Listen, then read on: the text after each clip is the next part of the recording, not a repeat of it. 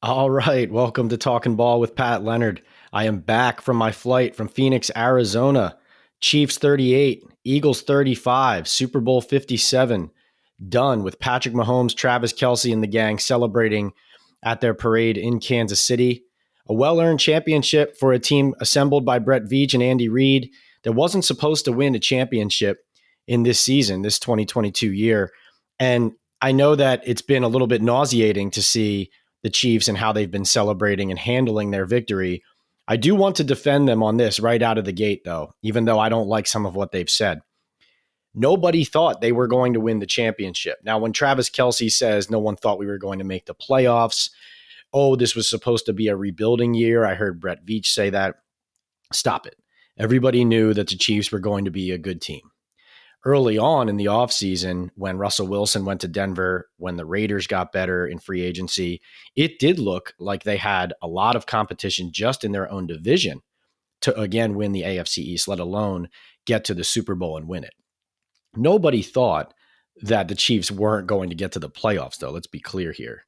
If you did, you forgot how good Patrick Mahomes was. I picked him to win MVP. He won MVP.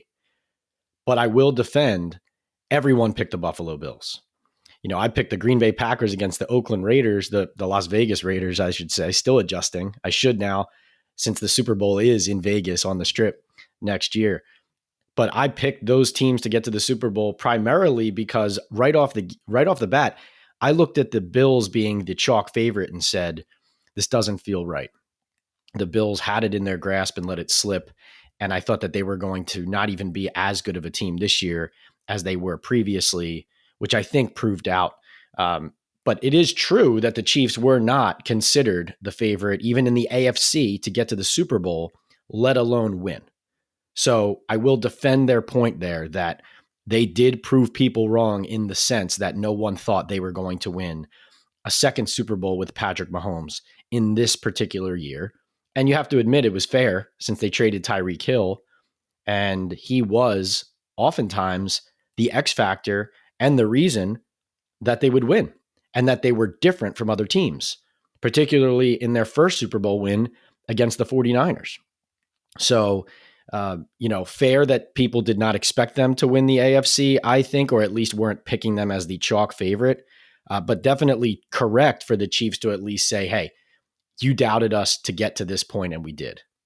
Now, that said, I think they've not handled this victory extremely graciously, to say the least, from pounding their chest and continually saying that, oh, this was supposed to be a rebuilding year. But also Juju Smith-Schuster posting that Valentine's about holding someone with James Bradberry, the Eagles cornerback, pictured on Twitter and on Instagram. Listen, I like Juju's personality, and I often think it's unfair how much heat he takes for being himself. And you want players and you want professionals to be able to express themselves and be themselves. And I think a personality like his is good for sports and good for the NFL. And so I don't like when people just put him in a box and constantly, bang on his social media presence. But this was the wrong thing to do, especially after Bradberry, the Eagles corner, was such a stand-up professional after the Super Bowl, talking about how he did hold Juju Smith-Schuster on that route in the red zone that gave the Chiefs a first down, allowed them to bleed the clock down, kick that game-winning field goal, and essentially leave the Eagles with no time left. You don't do what Juju did. You don't kick a man when he's down. It was poor form. It reflects poorly on him and on the Chiefs. And no one needs extra motivation to beat an opponent when they play in the NFL. Guys will always tell you that. We don't need to hear trash talk or put it up on the whiteboard what somebody said on a Wednesday to beat them on Sunday. But believe it that not only the Eagles saw that, not only Eagles receiver A.J. Brown saw that and thought, that's a bad look, and we will be looking at you differently when we're lining up across from you in the future after seeing how you handle victory, because that is not what you do. It's not what professionals do, and it's not what, frankly, kids should be taught what to do after they win as well. I mean, you're setting an example here. That's a bad example. Want to talk to you about Bet Online. As always, Bet Online remains your number one source for all your sports betting this season. Everything from NFL playoffs to pro and college basketball, UFC, MMA, and more.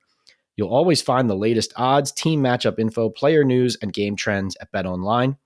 With live betting options, free contests, and live scores for almost any sport or game imaginable, BetOnline is truly the fastest and easiest way to bet all your favorite leagues and events. Head to the website today or use your mobile device to join and receive your 50% welcome bonus with your first deposit. Make sure to use the promo code BELIEVE, that's all caps, BLEAV, to receive your rewards. BetOnline.ag, where the game starts. And I'm going to, before I start in on the game and my experience in the locker rooms and at the game, I wanted to talk a little bit more about something else Chiefs related, something that's been on my mind during the week as Eric Bieniemy, the offensive coordinator, has become a candidate and a favorite, it sounds like, in Washington to become the new offensive coordinator for Ron Rivera. Not a very long-winded point, and still more reporting to do on this. But I look at Bieniemy, who is overdue, obviously, in achieving a head coaching position. And I see the fact that he has to be frustrated. He is frustrated with the fact that he hasn't gotten that. Now, why would you leave Kansas City, even if you're frustrated that you haven't moved, to go to Washington? Look at Washington. Ron Rivera could have easily been fired this past year. I think the main reason he was not is because the ownership situation is up in the air. And you look at that situation, and there is going to be a sale soon. Sounds like it's down to Jeff Bezos of Amazon and Josh Harris, the owner of the 76ers and the Devils in the NBA and NHL, respectively. So Rivera, I think, would have already been out. The only reason he isn't is because they're trying to figure out, well, who's even going to own the team? Dan Snyder, the current owner, who would have blasted him out the door per his precedent, was essentially powerless. So with that in mind, as we go into the offseason and as ownership changes hands, you can't tell me that it would be wise for a coach like Bieniemy to join Ron Rivera's staff, knowing that the head coach's strength of job security is tenuous. The only reason it would make sense to me is if Bieniemy thought he was possibly in line to become the next head coach of the Commanders. Now, no one has told me that's going to happen. But I just look at the situation objectively and I lay it all out on a whiteboard, and I look at it and I say, why would Bieniemy go to Washington to be the offensive coordinator for what could be a lame duck head coach and staff? You'd go from the Kansas City Chiefs and winning 2 Super Bowls and coaching Patrick Mahomes, even if you're frustrated that Andy Reid is really kind of the offensive mind who gets all the credit there. Why go to Washington for 1 year and then possibly get fired and then be out as a free agent with no job? Now, where are you? So when I think about this situation and I hear Bieniemy is interested and it sounds like it's moving closer towards a possible hire, I don't see any reason he would take that job unless he thought he was possibly in line to be elevated or promoted in the event that Rivera were let go. That's just my opinion. Could be wrong, but that's how it feels. And let's remember, Ron Rivera is an outspoken coach, supportive of minority coaches getting more opportunities. And while I and many others disagree with the way he handles coaching a lot of games, you will not find anybody out there who will not say this, that he is a good man who is always trying to do the right thing. And maybe he even sees that helping Bieniemy could help get him to the post that he wants to down the road. Not that Rivera wants to lose his job, but I think Ron and everybody in that organization knows that if they don't win this year, change would happen. That's how I view it. And I think that's how everybody in the league and in Washington views it too. So something interesting to watch with Bieniemy there. And then one more point league-wide before we get into some Super Bowl nuggets. Jonathan Gannon's hiring by the Arizona Cardinals, I think, is absurd. I like Gannon as far as returns that come back to me on how players feel about him. Obviously, he did a lot well in Philadelphia. I hope he succeeds. But when I look at that situation and how much his defense cost the Eagles in the Super Bowl against the Kansas City Chiefs. Yes, he's going up against Andy Reid. He's not going to face Andy Reid and Patrick Mahomes every week, but he was going up against Lou Anarumo of the Cincinnati Bengals, defensive coordinator, who essentially gets credit for not only having a better resume and doing really good work with the Bengals week in and week out the last several years, but he's really the only person in the league. If you say to somebody, have you figured out how to slow down Patrick Mahomes? Lou Anarumo is the answer. Now, I know the Cardinals are in the NFC, but you talk about a veteran coach who has showed that he can change his defense every week to match the opponent he's playing and be effective. And he has beaten Patrick Mahomes in the playoffs because of that.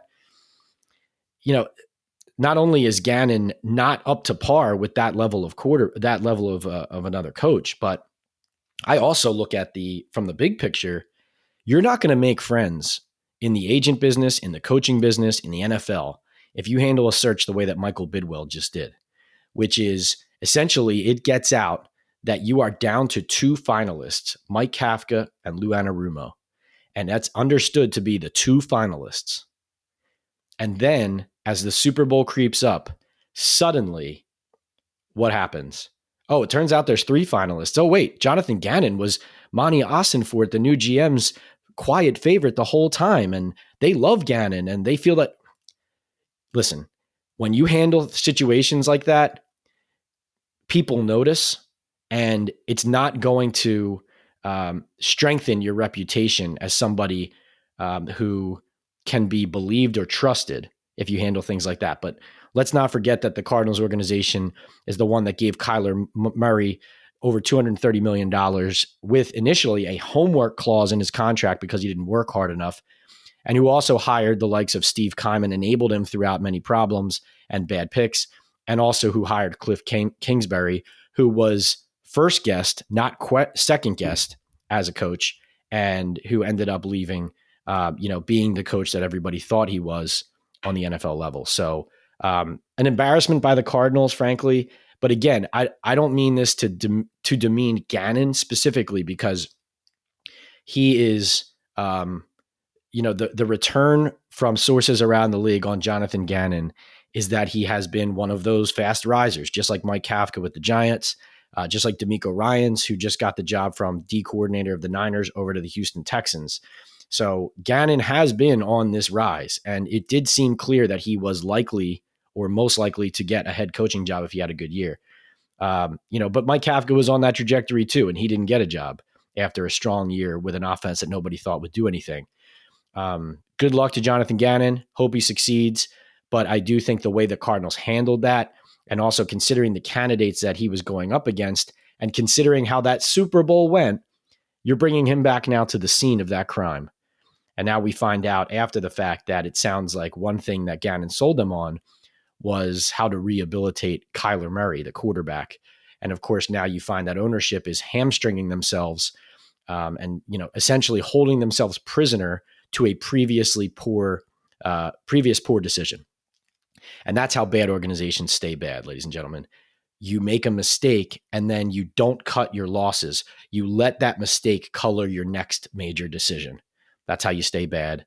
Monty Ossenfort is a guy who's respected in the league, that GM.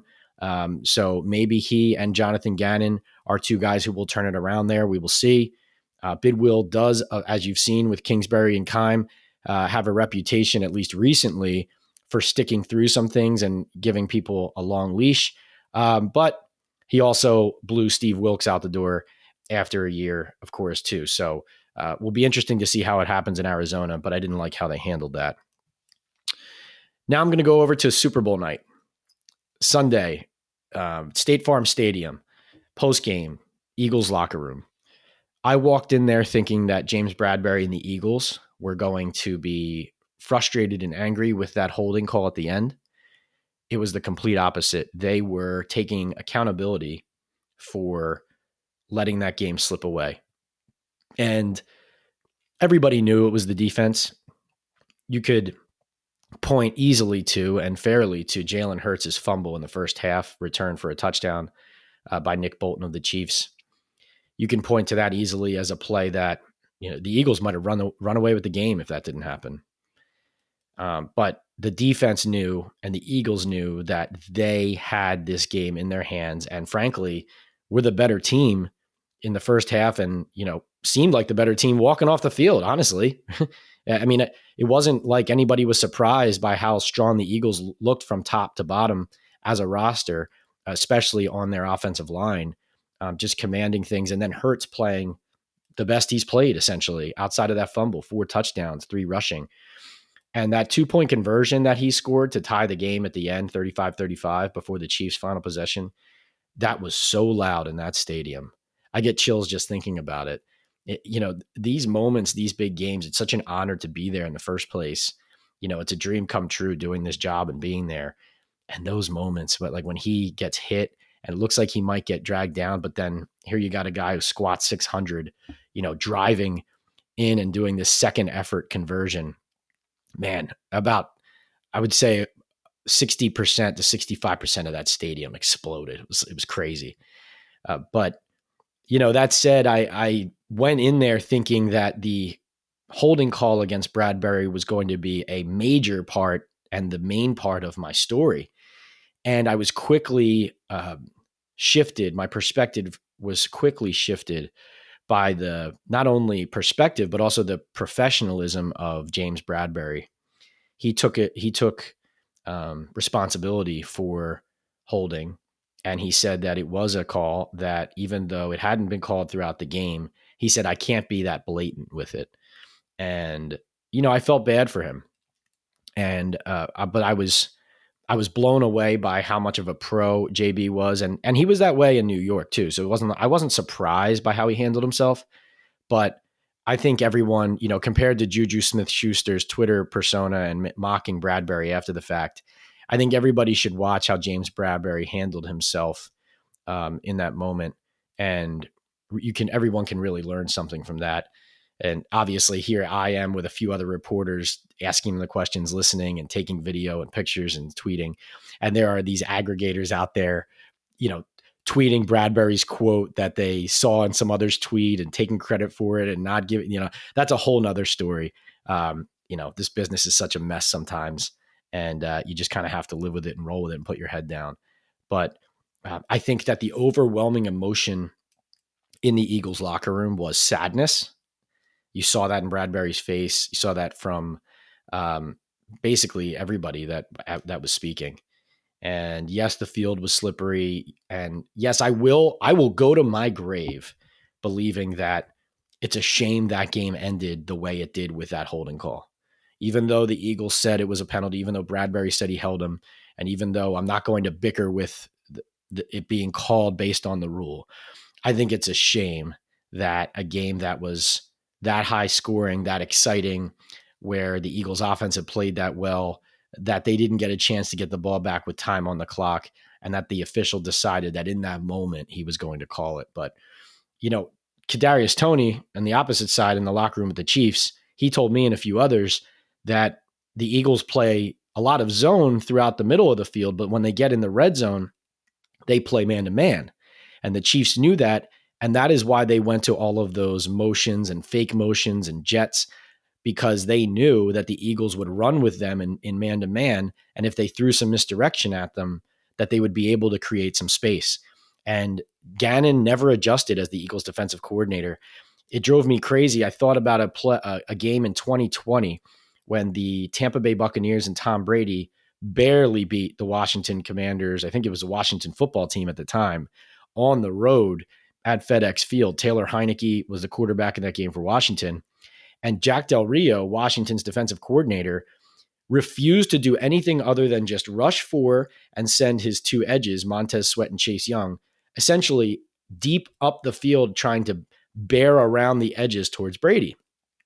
Not thinking that you're playing right into Tom Brady's hands when you do that, because all Brady wants to do is step up in the pocket. You need to get that interior pressure to get him off of his spot.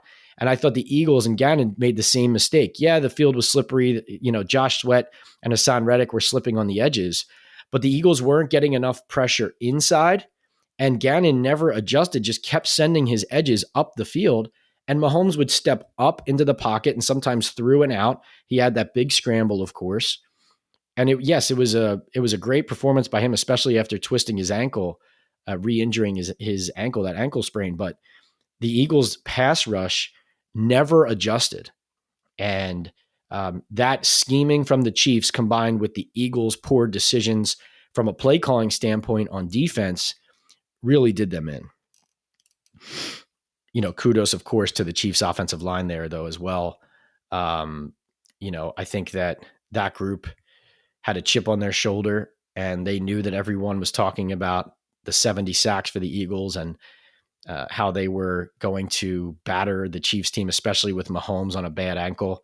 And so Mahomes got the MVP, but I would say that you could have given the MVP to the Chiefs offensive line.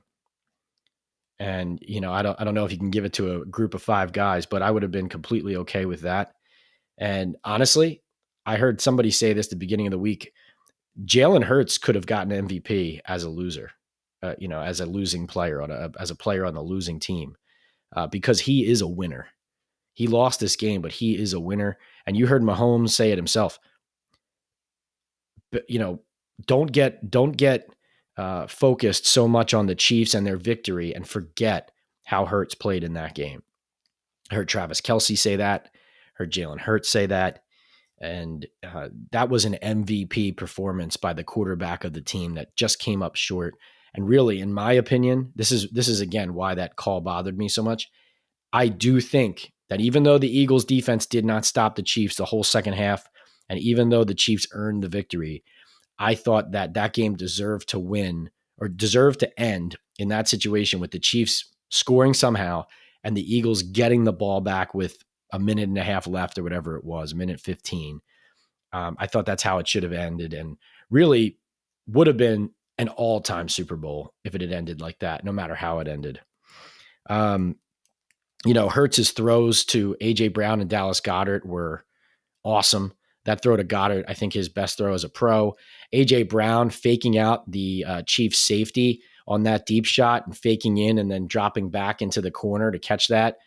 Just an all-pro level touchdown catch. Let's see. Nick Bolton, the Chiefs linebacker, I thought was the best player, one of the best players. Like if you said to me, Pat, who were the best 3 players on the field?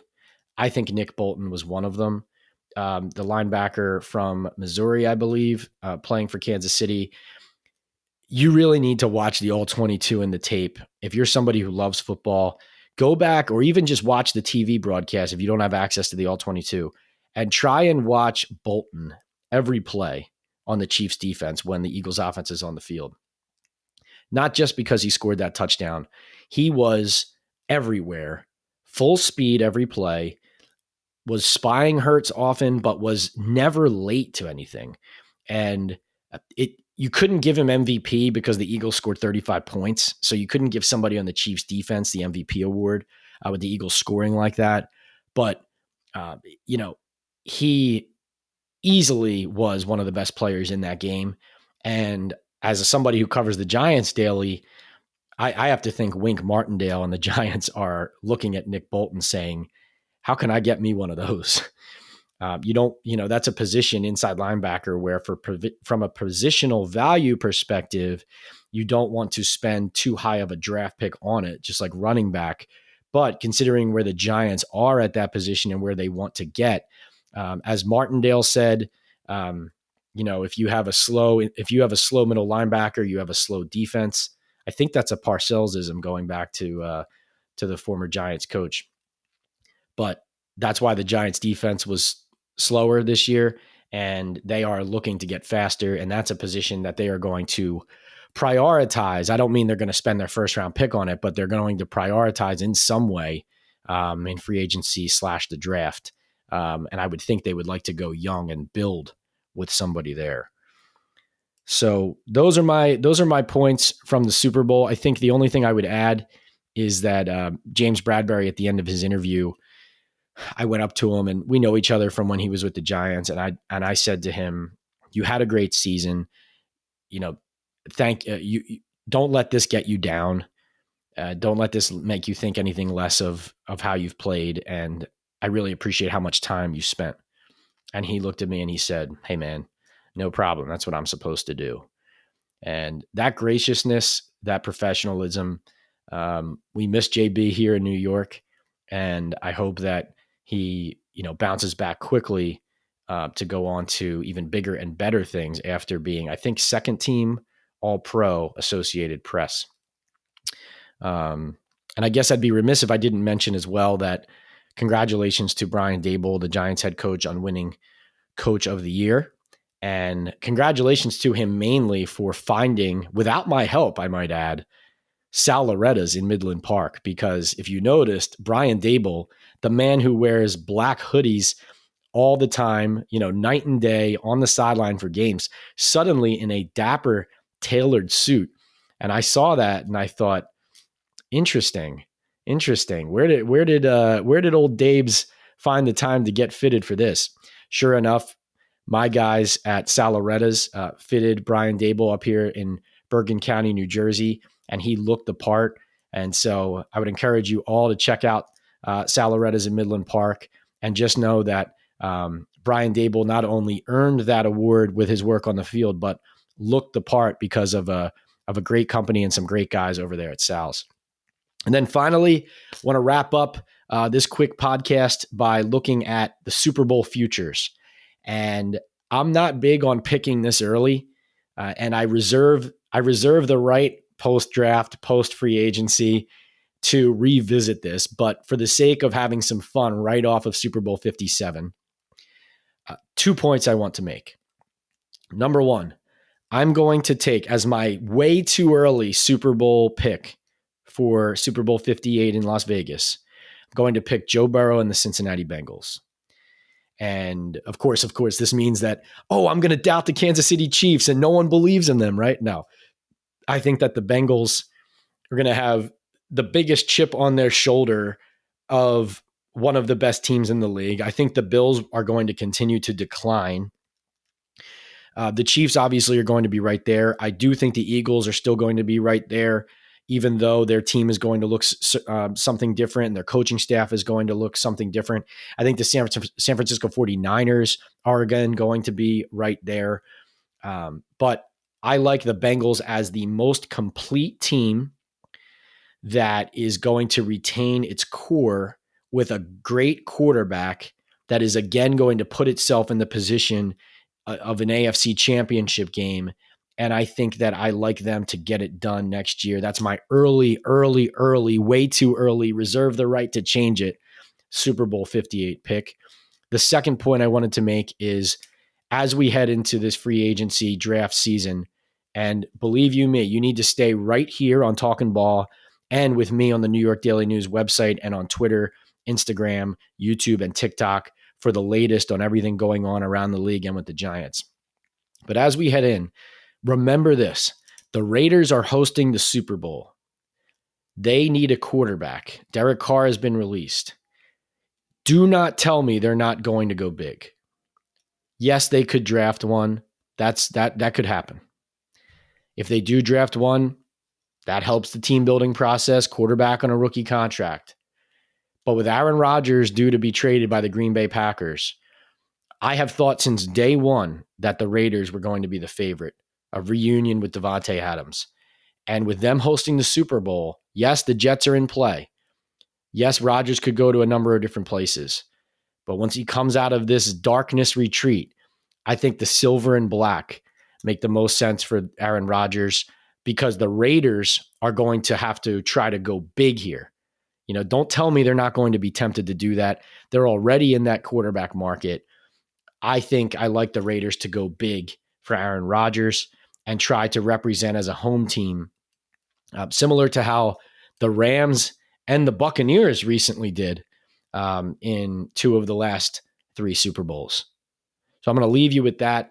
If you have any reader or listener questions, please pop them on my YouTube page, on my Instagram page at PL on NFL, on TikTok, on YouTube, or even on Twitter at PLeonardNYDN. We can always do a mailbag of sorts. We'll continue to have guests on throughout the offseason. We'll have some Giants players. We'll have some people from around the league. maybe some agents, maybe some scouts, some analysts. And then every once in a while, I will also continue to pop in with these just solo pods where I dump a bunch of analysis and insights and news and nuggets and things that are on my mind. So we'll keep it rolling here at Talking Ball. Please rate, review, and subscribe. As always, give me those 5 stars on Apple Podcasts or Spotify or wherever you listen. Please write some reviews. That's the best way to continue growing this and let people know what we're doing here. But thank you as always for listening, for watching, and we'll be back here next time on Talking Ball with Pat Leonard. See you soon.